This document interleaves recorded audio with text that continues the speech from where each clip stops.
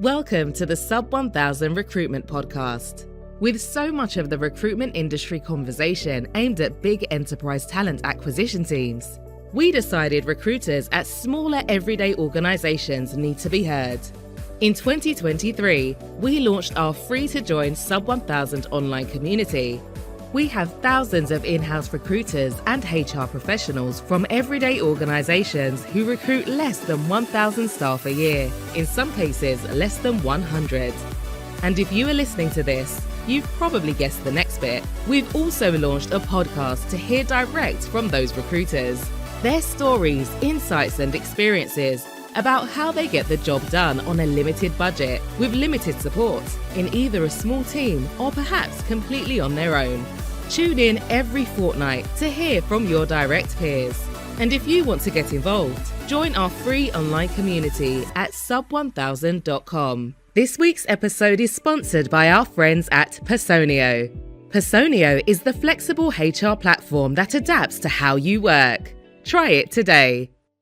Hi everyone, welcome to another podcast for Sub 1000. Today we're joined by Raph, who's got heaps of in-house recruitment and talent experience. So welcome to the Sub 1000 podcast, Raph. Great to have you here today. Thank you for having me, and it's great to be here too. Not a problem. So we start every podcast off, Raph, with the same two questions. So first question is, how did you get into recruitment? And then maybe just follow on with that with a little bit about your experience today and anything you've been up to recently. Sure. So how did I get into recruitment? It's a question that I've been asked a few times before. And like most people involved in our area of work, it was purely by accident. So I was working in sales. I sent my CV off to a recruitment agency, not knowing they specialize in HR and in accountancy. And that recruitment agency was McEldowie, based in the Midlands. They said, look, you don't really fit the bill of what we tend to recruit for, but your profile does look like you might make a good recruitment consultant.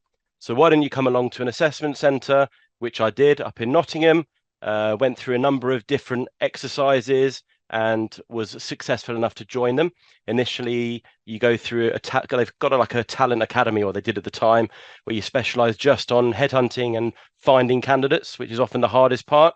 And then if you manage to hit the targets they set you, you then move and get your kind of first desk, and mine was clerical finance within the Midlands, so things like accounts payable, credit control and that kind of thing. Perfect. And just brings up to speed, Raph, about maybe some of your most recent experience and anything exciting that perhaps you're working on right now.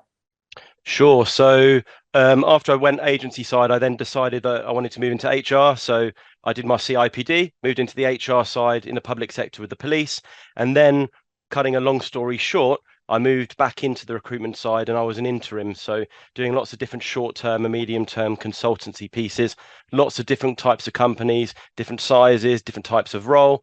I flipped into tech on the perm side about 5 years ago now, working for an online travel platform called Love Holidays. There I helped build out their talent function from scratch. So they had nothing, not even a careers site. I helped them build that out. They're now a bit of a startup success story. Then decided I wanted to move to a more senior position, looking after more of a global remit, which I did at my last place, which was called Content and Cloud. They're another tech company. They're a managed service provider, mostly within the Microsoft world. And I left there recently at the end of July. They went through a bit of a redundancy program. I took redundancy from there. And I've been doing a couple of things since then.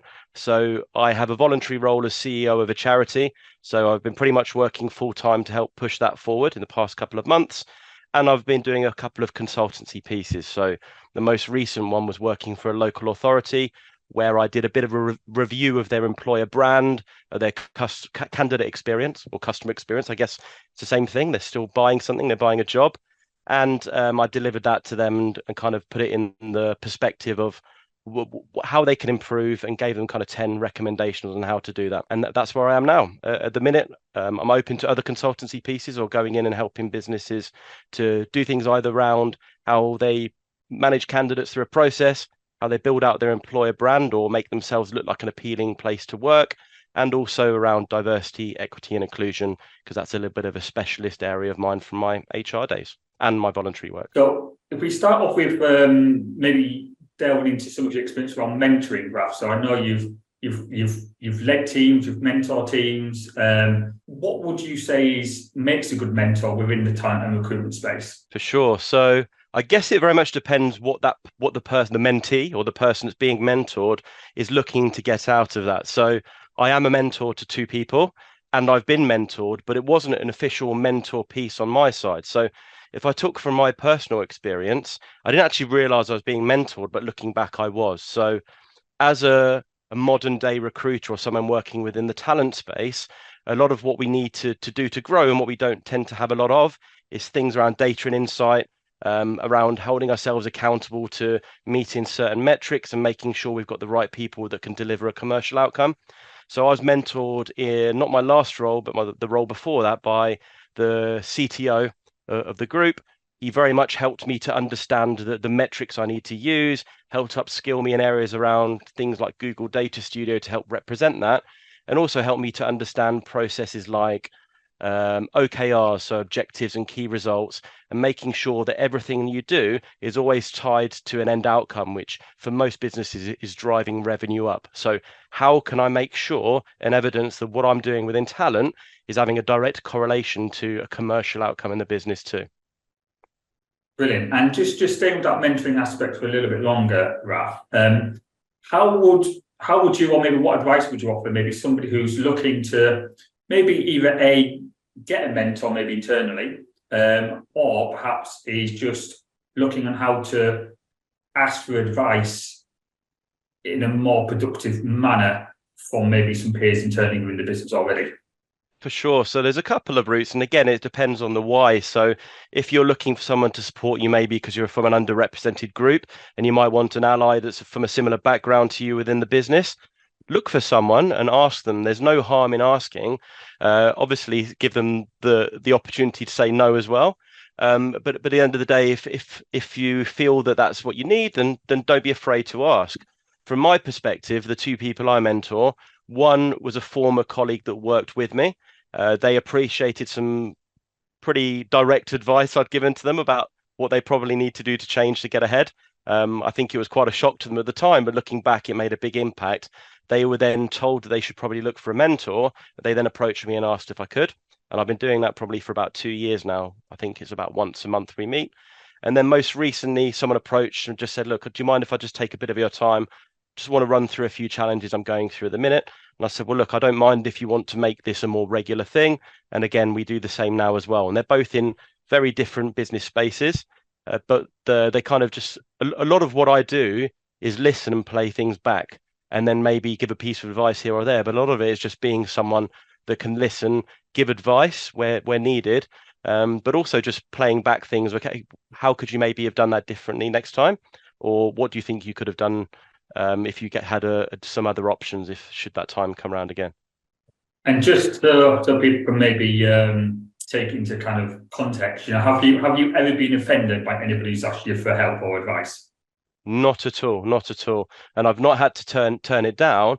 And ultimately, it's growth for the person that's mentoring as well, because sometimes you'll kind of hear situations playing back to you. You can then correlate to stuff you're doing. And I think the best thing, if you're going to mentor someone, I always remember what I was told when I was younger, which is there's a reason why you have 2 ears and 1 mouth. So listen, play stuff back. Don't be afraid to ask people, because I think it's probably one of the most valuable things I had outside of formal education or training is just having someone that can impart some advice to you. And it doesn't necessarily have to be someone from the same line of work as you either. So what we're going to do now, Raf, is because you've got so much recruitment experience, we want to do a bit of a mini kind of quick fire and getting your advice and guidance. And there may be questions or maybe topics that are kind of coming up quite regularly in the recruitment space, and not take obviously too much time from the podcast in total, but maybe let's just delve into it a little bit as well. So from your experience, Raf, what would you say makes a great advert? How does an advert stand out? So first of all, I think someone once mentioned to me that the marketing principles haven't really changed from the 60s and 70s. And it's all about following there's an acronym, AIDA. So making sure you're following those principles in terms of attention. So your first line, your first paragraph, you really need to, so your first sentence, sorry, that's really your opportunity to grab someone in. If you don't grab someone at that point, they're not going to read down the rest of your advertisement, however beautifully you've written it or whatever lovely emojis you might have put in. Second part, so grabbing their interest. So what is something that you can put in within that that's going to really grab their interest? So if it's someone going for a specific type of job, and I'll give you an example. So a good place to look for this kind of thing is on Glassdoor. So if you know you're recruiting for, I don't know, you're recruiting for a software developer, and you know they're in a specific area of business with specific technology in a specific sector, why don't you go and look on Glassdoor, see what things those people tend to be complaining about on there, and they flip it back round. And if you know credibly your business isn't like that, then put that in there, and that's how you can really grab their interest. And then kind of following it down through as well. So the other principles as well. So you need to create the desire. So what is it that you want them to do, and then the action. So you need to put an action point in there. So click here to apply, or give them some instructions, or even a bit of an insight as to what that selection process is going to look like as well. Length depends on the type of job as well. And there's no hard and fast rule for this. There are some more technical roles where those techies will want to know some of the technology and some of the bits that you want to bullet out for them. If it's a more creative role, you could even be a bit more creative in there. Put it as a poem or a haiku or a limerick.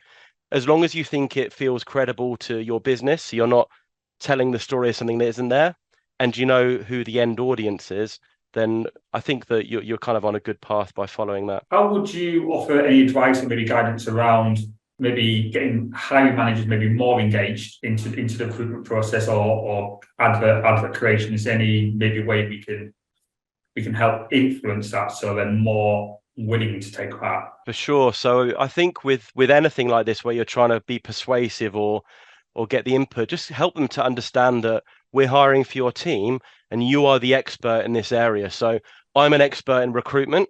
I think I'm okay at writing job ads. Without your creative input, we're not going to be able to create what's going to be appealing to the people that you know. So come on board with me.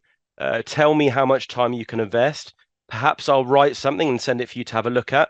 These days, you can share something on Google Docs or on Word where they can come in and add comments as well. So we're not asking them to do everything, but just tell me what reads well and tell me where you're willing to collaborate. So you can have sometimes one team of managers, one wants you to do everything, the other one wants to be really involved. And it's just by understanding that. And I think key to any successful recruitment campaign is that role briefing at the start. So whether you've got a job ad whether you've got a role description or a role profile or a person spec, get some time with that manager, get a comprehensive set of questions, either run through them with the manager to understand what it is they're looking for, where you can go, what does good look like, who can I look at who's done this job before, who do you know elsewhere in the market. All of those things are critical. The salary, the benefits, who they're going to report to, all of that stuff. If you get it done at the start, then what you'll find is that candidate experience thereafter will be so much quicker because you have all the detail there. You don't need to go back to check things around offer. You don't need to kind of correspond on questions, and you can move really quickly. So if they're happy to have a briefing call with you, great. If they're not, send them the questions and see if they can reply back to the answers on an email or on a spreadsheet even. And what would you say are maybe some of the key data or insights that a recruiter or a talent person might want to look at and use to help improve their own performance or help drive the improvement of the function? So there are your traditional KPIs you have around recruitment, things like cost per hire, time to hire. They're all important, but I think the most important thing is how are people feeling through that process. So the candidate, what's often neglected is the hiring manager as well, and also speaking to the recruiters and other stakeholders within that process. So primarily your candidate and understanding how they are. So not being afraid to ask them, not being afraid to survey them, and also surveying them at different points. So those people who've not been successful and those that have, because if you're just going to assess people that have been hired, they're generally going to give you a nice story back. You won't always get people coming back and giving you a great score because they're not going to be happy all the time. Because like I often said flippantly, when my son used to ask me what I do, I said my job's giving people bad news because unfortunately everyone can't get the job. And 9 times out of 10, or even more, depending how many applicants you have, not everyone's going to be happy. But you'll get some real nuggets of information out of those people that haven't been successful too, that can help you to change and improve your process. Little things like the person didn't have their camera on, or they went out of the room whilst we were on our call, if it's a video call, or they kept looking down at their paper, or things that the manager might not know that they're doing, who's helping you to assess.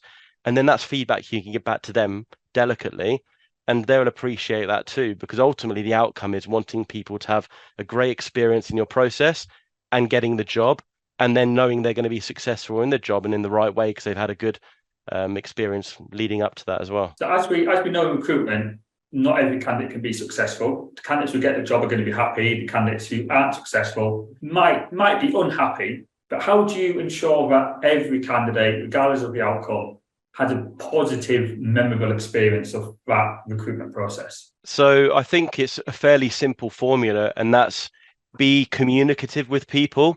So the reason why I mentioned around time to hire is that you can have a candidate where it's taken 3 months to recruit them, who can be far happier if you've been in regular communication with them than someone that's taken 3 to 4 weeks where you've only contacted them once or twice to book an interview or to confirm their offer. It's human nature. You want to feel like you've been cared for. And I think the analogy that I've often used with people in my team is you have to imagine that it's like hospitality. So someone is coming to sit in your restaurant. Okay, they're a guest in your restaurant. You need to make sure they have the best possible time whilst they're there. They might have a poor meal, or the wine might not be great, or their coffee might be a bit late. But if they know that you've looked after them during that experience, and that's what they're going to remember, that's what experience is. There might be bits in there that aren't great, but as long as you've been regularly in communication with them, not too regularly, but regularly enough, kept them abreast and said, look, if something has taken too long, this is why it's taken long, and we're sorry that that's happened, but we still care about you, then I think that that's probably the most important thing from that perspective. And looking back at previous roles where I've kind of been just the one person recruiting, I've got around that by making sure I use automation. And you think that, oh no, they're going to feel like it's just a robot speaking to me. But if you've crafted those communications yourself, if they're of the same voice that you've been speaking on your career site, and when you speak to them on the phone, if they reflect what it's like to work in that workplace or how people speak there, then they're less concerned about it being an automated reply, and often it won't look automated. But you can have it kind of almost like triggers. So you can set yourself up reminders, if you don't have the software to do it, of where each time someone moves to a different stage, send them a comms. You've just moved shortlisting stage. We'll try and get back to you within 3 to 4 days or whatever it is. You've been successful at shortlisting. We're now going to look to book an interview. Then you look to book the interview, rather than just thanks for applying. You may or may not hear from us. And then if they're successful, we'd like to book an interview. Well, that's not really acceptable as an experience anymore. And I don't think it's an excuse to say we're really busy or we've got too many people, because there's plenty of tools that you can use, some of them free, even if you just use events on your calendar to be able to prevent that from happening. And some companies or some recruiters are obviously trying to headhunt or tap into that passive candidate market. So have you got any tips or advice on how to do that, or kind of easily do that? And if you've got anything that's worked well for you? Okay, so I can probably use my most recent experience. So first of all, you have to establish, is it worth me doing this? Is there an active pool of people I can contact? Is there enough of them? And are they going to be responsive to me? And sometimes you can only establish that by trying it, but then understanding very quickly that if you're not getting the responses, that you need to look at something else. So I'll give you some context. My last place, we were looking for a very specific skill set in a very remote area, and there weren't very many of these people, and they were already working in places and not tending to look. So unless you've got an amazing hook of, we're going to give you another 10, 15K on your salary or whatever percentage it might be as a healthy increase, they're going to be sick to their back teeth of having approaches from recruiters, and you're just going to be another approach. So sometimes you need to realize that you can't always headhunt these people. And also, if you start speaking to some of the people that are already in place, you might build a bit of a map of, okay, how did you come to understand why we had a role and why were you looking for a role? What we had realized was most of the people we had hired relocated to the area. The local agency was the first place they went to. It would have been pretty near on impossible for us to have captured them at the point that they moved to the place. So it was just an exercise in futility trying to find these people. So we know, let's take our time and invest in that single agency there, a small percentage of what we're doing, and then focus our efforts on other places where we know we can directly source people. So how did we do that? So there's some little tools you can, without giving you the names, if you Google things like LinkedIn X-ray search, there's a way of being able to search through LinkedIn without being logged into LinkedIn, finding those profiles. There's another tool we used called Source Whale. So Source Whale enabled you to, when you're over a social media profile, it can extract an email address from that. And then we then contacted them through that email address, or we connected with them on LinkedIn as well. And we're just open and honest. Look, we're not going to say we've got this fantastic opportunity for you. We'll just try and make it a bit more personal. We'd like to connect with you. We've seen what you do. You're probably not looking now, but when you are in 6 to 12 months, we want to be in regular contact with you, and we want to send you some interesting information throughout the year. So we didn't always look to solve using direct sourcing for then, but we built a talent pool of people who we know that when they are looking, we want to be their first port of call. So Raf, we know you've had quite a bit of experience in looking at ED&I, diversity and inclusion when it comes to recruitment. What's your view on perhaps why companies should collect this data? What should they ask for? And maybe how should they ask for it? Okay, so the why is probably the most important part. So this is a conversation I actually had with one of the people I was mentoring who works for quite a big brand, who said, look, we want to get more of X into Y team. And I said, okay, well, number one, going back to what I said earlier around making sure there's always a commercial outcome for what you're looking to do in talent, why are you trying to do that? How is that going to repay you back in commercial terms? So that's excluding kind of the moral and ethical argument about making sure you're being able to help people from underrepresented groups get opportunities. We could talk about it afterwards, but just purely from a commercial perspective, you're going to have to invest time that you're paid as an employee to do this, understand where you're going to make the biggest impact and why. So if you're a company that publishes a gender pay gap report, for example, and you know that there are some challenges around what that looks like to an external audience, that should be your focus from a commercial perspective, because you know you need to get more women into the business. And then how can you do that? Where can you do it? And you build your strategy around that, because you know it's going to have a tangible commercial outcome and you can justify the time you're spending on it. In terms of trying to be more representative of this, for example, if you're an organization that has a shop front in central London, then you know that you should probably be looking to have a workforce as representative of where you're based for a multitude of reasons. And then also you've then got the perspective of, hey, look, diversity doesn't just mean ethnicity and gender. It's about having diversity of thought as well. So talking about things like neurodivergency, people with different backgrounds, people with different kind of sexual orientation and other preferences. If you are looking to work with a customer, and pretty much every business is going to have a customer, even if it's someone you're providing a service to, then you can't credibly ensure that your service or product you're providing to them is right for them if you don't have people that are like them in your business. So for me, if you're taking that perspective as well, then it's about understanding, okay, well, who's that end customer? Where do we need to get more people that are like them? And then let's target into those teams that, for example, are creating ideas or products or services, or understanding how we get into them. So when it comes to application forms, a lot of companies do have ED&I questions on the application form. Some are very straightforward, gender, ethnicity, disability, questions like that. Some go a little bit further. How can you make sure the candidates know that they're not going to be misrepresented if they submit that data and they're not going to be excluded because of it? For sure. So I think I've had experience of kind of two different aspects of this. So we recruited in South Africa in my last place. There's something called employee equity and Black economic empowerment. And because of what they've been through in terms of the kind of recent and medium-term history, they understand the reason behind this. So the argument there, as long as you're being very clear as to why, they're kind of used to that information being collected. When it comes to the UK, it's a little bit different. And I don't think it's unfair for me to say that generally as a British populace, we're a bit more reserved, a little bit more hesitant, and maybe needing to understand a bit more about what we said earlier about the why. So it's about just explaining that. So first of all, ensure that you're kind of prefacing why we're collecting this data, and to be honest about it, why we're collecting it, because we want to make sure that we are giving enough opportunity to people that are from underrepresented groups, and even to people that are not from underrepresented groups, just giving people, ensuring that we're not adversely affecting people through our selection process. And then again, there might be specific questions you're asking. And I think you and I had this conversation recently as well around, okay, that some of the questions can be, they might ask why. So for example, around, do you have a caring responsibility? Because I think Adrian made a post about this and I was kind of playing devil's advocate on his LinkedIn feed. But if you're putting the reason why underneath, because we want to make sure that you will be not adversely affected during our selection process, or we want to make sure that we're attracting people that have those kind of responsibilities into our process, then as long as you're giving a reason why, I think someone would be maybe unreasonable not to apply on that basis otherwise. And look, you can always prefer not to say as well. So if you feel really strongly about it, just don't say. And once you've got a lot of ED&I data as an organisation, a lot of it might come through your applicant tracking system. For if you're looking at the candidates, it might be gathered or pulled from your HR system. When you have that data, what would you say is a way you can use it or could use it? Yeah, you can use it in a whole multitude of ways, but again, it's understanding that that's personal data, right?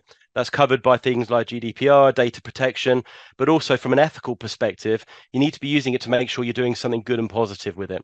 So what I've tended to use it for, quite cunningly, is that if you want to try and adapt and change a manager's behavior, then I think publishing data internally, particularly with some key leaders, where you can see maybe some stark polarizations between teams, is a really useful tool, short of saying, you need to do more of this. How about just putting the data out there and then the horse will come to water rather than you trying to do it the other way around? So I wouldn't use the word embarrassing, although sometimes it can be for them, but it's about changing behavior and changing perception. So if you've got a dashboard of data and you keep it within and anonymized as well, if the team's quite small, then you can't use it, right? Because you'll be able to identify someone. But if you've got more than 5 people in a team, use that data either for current data of your current state of play within your workforce or people coming through the process. And you can even break it down to how are people performing through the selection process? Are we attracting more white females into the process, but then we're not hiring them at the end? Are they falling down an offer process? Is it interview? And if you're looking even deeper from an HR perspective, and if you're in just on the recruitment side, you can link in with your HR business partner or head of HR or whoever supports you. Can you identify whether there are any real call it interesting, or worrying trends where you can see certain people are not progressing past certain stages or certain people? And when it comes to ED&I, a lot of companies are trying to show that they're inclusive, not just say we're inclusive, they're trying to show they're inclusive. But if you don't perhaps have an overly diverse workforce or a visually diverse workforce, how can you or could you still get the message out there to show you are an inclusive and diverse place to work? So one thing I was close to doing, but I didn't have time before I left my last place, is just be honest about it. Say, look, this is our current team. We'd love to bring more diversity in because we believe in diversity of thought, because we want to have some unique perspectives, because we want to be able to understand the customers we're attracting. And it's quite a compelling story from that. And we're actively trying to do something about it. We're not just going to put a photo up of our one person from a particular underrepresented group to try and make it look like we're something we're not, but we want to bring more people in from that background. There's nothing wrong with saying we want more applicants from other places or from other types of people. You're allowed to use positive action initiatives. There's nothing illegal with that.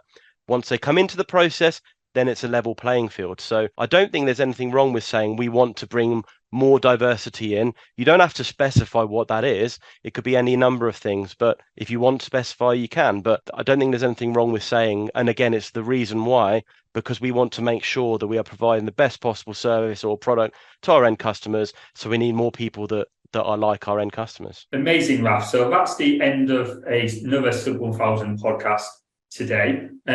Raf, I know you've got heaps of experience. I know you're obviously doing your consultancy piece as well. So if anybody needs some project work or kind of, maybe a permanent in-house lead, then obviously I'm sure Raf will be happy to take those messages and invitations. But if it's just maybe some general points that we've touched on today, then Raf is a member of the Sub 1000 community. So feel free to drop a comment on there and hopefully myself or Raf or maybe even within the Sub 1000 community can get some replies back for you. Please do. And if you want any advice around the mentoring side, or if you need a mentor as well, I don't think I'll be opening the floodgates here, but I'm happy to have the odd conversation or to support you if you wanted a bit of advice that isn't paid for as well. Amazing. Thanks again, Raf. Thank you.